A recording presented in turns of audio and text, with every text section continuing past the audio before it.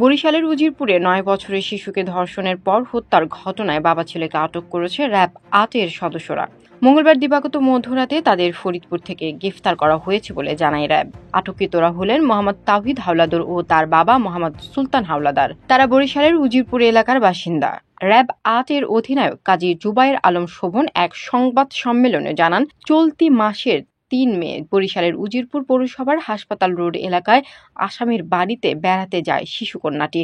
এক পর্যায়ে তাকে একা পেয়ে ধর্ষণ করে তার দূর সম্পর্কের চাচা তাওহিদ হাওলাদার।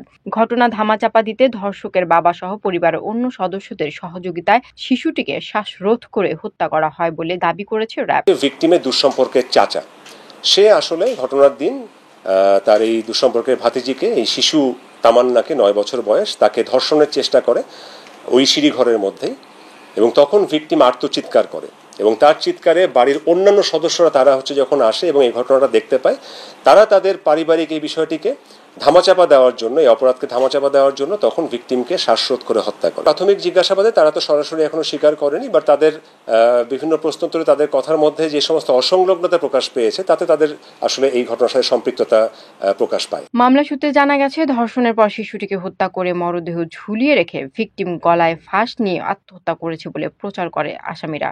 এ ঘটনায় ভিকটিমের মা বাদী হয়ে বরিশাল জেলার উজিরপুর থানায় নারী ও শিশু নির্যাতন দমন আইনে মামলা দায়ের করেন।